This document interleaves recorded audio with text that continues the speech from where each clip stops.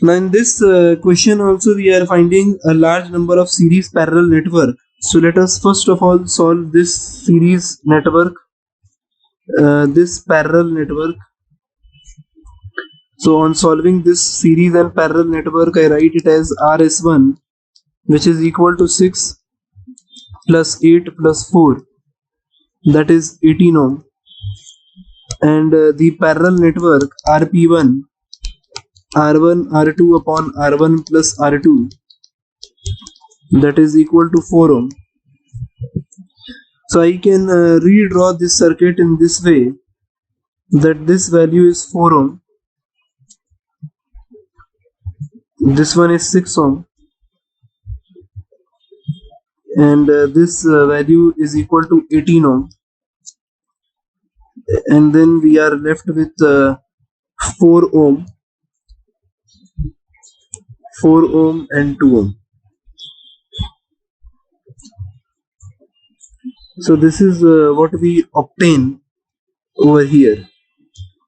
So if we start solving for the next phase, so I can say that these two are in parallel with each other. So I calculate RP2, which is equal to R1 R2 upon R1 plus R2,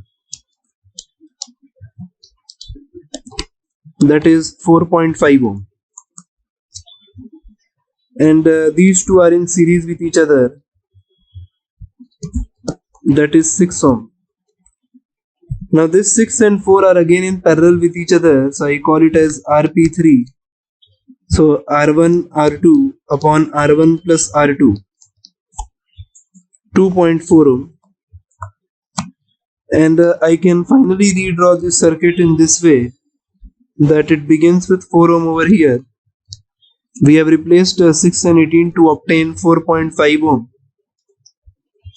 which is here, and then again we replaced this 6 and 4, which is in parallel, to obtain 2.4 ohm, which is here.